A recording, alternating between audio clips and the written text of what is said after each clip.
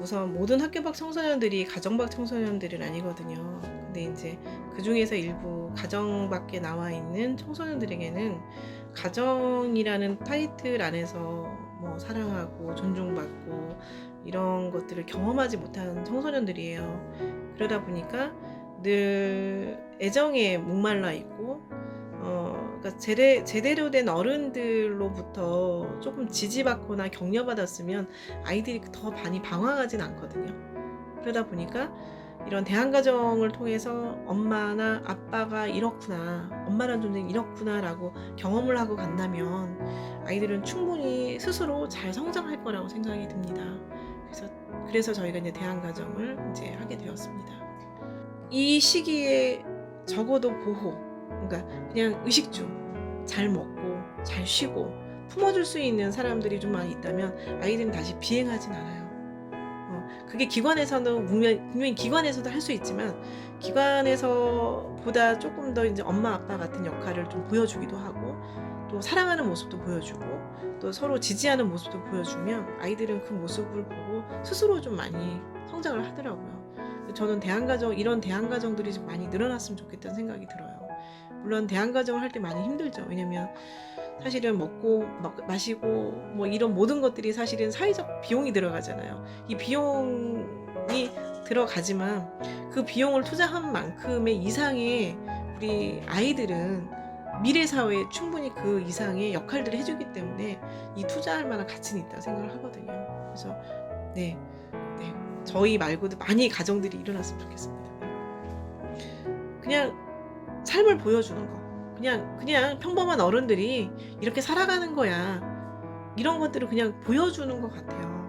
그래서 그 변화를 한다는 거는 그냥 우리의 삶을 그냥 보여주는 거라는 생각이 들고 사실 저희는 아이들이 우리 때문에 변화했어요라는 말을 정말 싫어해요. 왜냐면 아이들 스스로 변화하기 때문에 그렇거든요.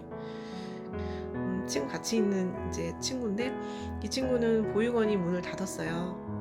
보육원 문을 닫고 또 질병이 또 있고. 근데 이제 보육원에서는 이제 물론 일부러 그런 건 아니겠지만 이 친구가 갈 만한 곳이 없었던 거예요. 그리고 또 지병이 또 있었고. 그리고 그 당시에 사춘기가 한참 수위가 올라와서 이 친구가 다른 기관에 갔을 때 그 기관에서 있는 친구들 좀 문제가 될 수 있는 소지가 있는 아이로 좀 이렇게 낙인이 됐고 저희 집에 소개가 돼서 왔을 때 마음의 문도 안 열고 눈도 안 마주치고 밥 먹었니? 해도 대꾸도 안 하고 밥 먹을래? 해도 대꾸도 안 하고 그냥 휴대폰하고만 이렇게 늘상 대화하는 친구였어요. 근데 1년 만에 문을 열었어요. 어떨 때 왜 문을 열었는지 물어봤거든요. 물어봤는데 보육원에서 느끼지 못했던 이 사람들은 이상한 사람들이다. 왜 잘해주냐. 그리고 분명히 잘해주는 건 이유가 있을 거다. 100%. 자기들을 이용하거나 그리고 이렇게 조금 이 사람들이 이렇게 조금 잘해주다가 지풀에 지쳐서 아마 또 나를 버릴 거야. 이런 생각을 했다고 하더라고요. 그래서 어차피 나는 또 떠날 사람이 난 어차피 또 버려질 사람이니까 굳이 마음 주지 말고 그냥 나 마음 꼭꼭 문 닫고 그냥 대화도 하지 않을 거야. 이렇게 했다고 하더라고요. 근데 이 친구가 이제 뇌전증이 있어서 이제 발작을 하거든요. 근데 저희 집에 올 때 그런 내용이 전혀 없었어요. 아마 있었으면 저희도 사실은 한 번쯤 고민했을 거예요. 왜냐면 간질이라고 요즘은 뇌전증이라는 표현을 하지만 그 병이 이제 갑자기 발작하고 뭐 저희도 경험이 없고 그래서 아마 저희도 이 친구가 소개됐을 때 좀 사실은 우리 집에 오는 걸 좀 약간 고민을 했을 텐데 어쨌든 그 병이 저희 집에 와서 이제 발작이 일어나고 그러면서 응급실도 가고 하면서 그 과정 동안 아이가 이분들이라면 이 사람들은 나를 버리진 않겠구나라는 생각을 했대요. 자기가 가장 아팠을 때, 가장 자기 힘들었을 때. 또 자기의 발작하는 모습을 이제 그 담당 병원 의사 선생님이 보여주라고 해서 이제 톡으로 보여줬거든요. 그랬더니 자기가 그걸 충격을 받고 옆에서 이제 제가 발작했을 때 제가 옆에서 이렇게 이제 누구누구야 이제 괜찮아 이제 조금 5분 지났어 이제 5분 지나면 이제 어느 정도 이제 회복기야 좀 기다려 이제 뭐 눈동자는 오른쪽으로 돌아갔네 이거 잘 기억해도 이렇게 이런 것들을 보면서 이 사람들은 자기를 버리진 않겠구나 라는 생각을 했대요.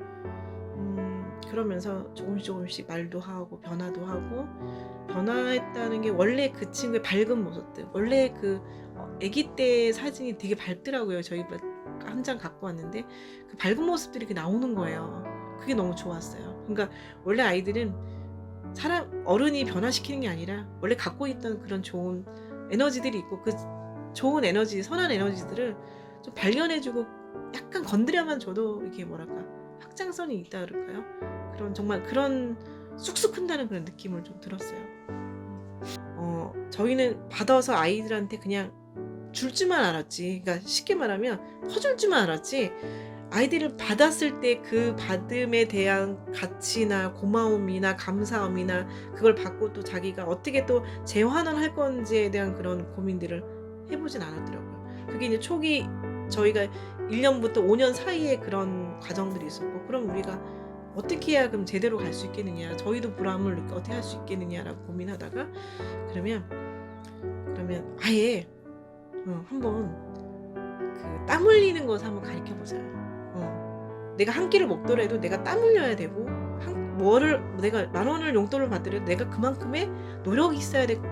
지워지는 거를 좀 가르쳐 보자 해서 저희가 뭐 주말 농장도 해보고 또 뭐 과일청을 만들어서 실제 팔아보기도 하고 이런 활동들을 했었거든요. 그 비용을 갖고 일부는 또 좋은 곳에도 아이들이 또 가서 후원도 직접 자기들이 후원해보기도 하고 그래서 후원 받았을 때 심정과 또 본인이 후원자가 되어서 또 후원을 하는 그 기쁨이 어떤 건지 또 비교도 해보고 이런 과정들이 있었었어요. 거기 안에 물론 그것이 이제 대한거장 안에 그런 것들이 다 이루어졌었고요. 근데 저희가 이제 사회적 협동조합을 하게 된 거는 지금 청년 일자리도 되게 많이 문제가 되는데 대학을 나온 청년들은 그나마 일자리 사업들이 좀 있어요.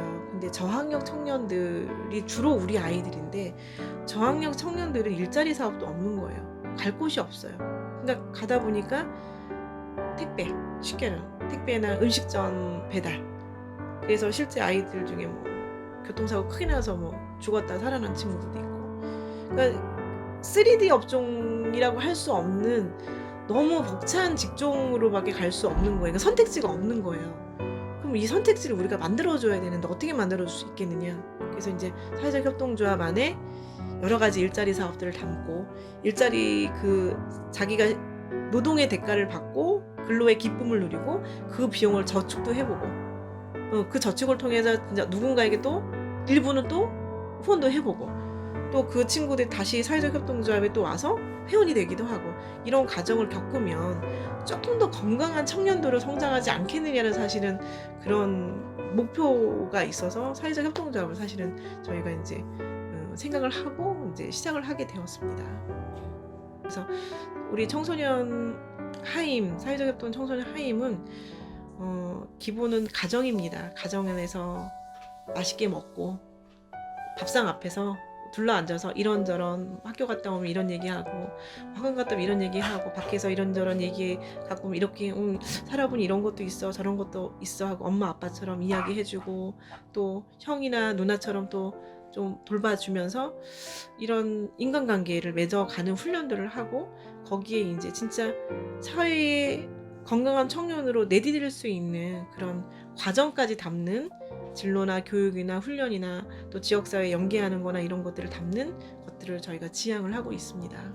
그래서 청소년 하임은 그동안 저희가 해왔던 것들과 또 기존에 저희를 만났던 청소년들이 청년이 된 청년들이 다시 지역사회를 같이 유기적으로 또 돌볼 수 있는 그런 체계를 만들어 가는 게 저희 하임의 기본 목표이기도 합니다. 그래서 청소년 하임은 가정이 있고 또 학교가 될 수도 있고, 배움터가 되면 배움터가 될 수 있고, 희망을 띄우면 희망터가 될 수도 있고, 또 인생을 또 새롭게 세팅할 수 있는, 또 리셋할 수 있는 그런 뭐라 그럴까요? 회복이 있는 그런 공동체로 저희가 만들어 갈 예정입니다. 저희는 이렇게 무너진 가정 속에, 절박한 가정 속에 있는 청소년들을 만나고자 합니다. 그 친구들에게는 따뜻한 어른들의 손길이 필요하고, 따뜻한 어른들의 애정이 담긴 지지와 눈빛이 필요합니다. 실제 아이들을 만나보면 너무도 순수하고 너무도 아름답습니다.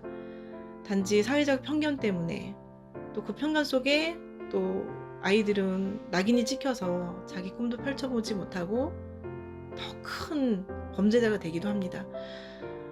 세상 사람들은 말하긴 해요. 왜 피해자들도 많은데 왜 해필 비행력 있는 청소년들을 돌보고자 하느냐. 하지만 비행을 일으킨 청소년들은 스스로 비행하지 않습니다. 원인은 가정에 있고, 또 그 가정의 문제는 사회적 문제이기도 합니다. 저희는 한 번도 시도해보지 않은 독일형 하임을 지향을 하고 있습니다. 독일형 하임은 많은 위기 청소년들이 있고, 그 지역의 청소년들이 한 명이 발굴이 되면 모든 가능한 자원들을 가지고 이 청소년이 단기간이 아니라 제대로 자립할 때까지를 돌봅니다. 그것이 1년이 되든 2년이 3년이 되든 성장할 때까지 돌보는 그런 과정을 청소년 하임이라고 볼 수 있습니다. 저희 사회적 협동조합 청소년 하임은 하나의 인생이 설 때까지, 처음부터 성장할 때까지 지켜보고 지지하고 또 세워주고자 합니다. 여기에는 많은 도움들이 필요합니다. 진심 어린 사랑도 필요하고, 애정도 필요하고, 또 많은 관심들도 필요하고, 그리고 또 하나 중요한 거는 그 친구들을 돌볼 수 있는 사회적 비용도 필요합니다. 저희 청소년 하임과 함께 해주신다면 이 찬란한 청소년들과 함께 삶을 나눌 수 있는 기회를 드리도록 하겠습니다. 이 아이들과 함께 옆에 서 계시고 함께 동행해 주셨으면 좋겠습니다. 그것이 삶을 나누는 일이든 물질을 나누는 일이든, 또 한 번이든 지속 가능하든 함께 해주신다면 우리 사회가 지금보다 훨씬 더 건강하고 또 튼튼한 젊은 세대로 채워지는 미래가 되지 않을까 싶습니다.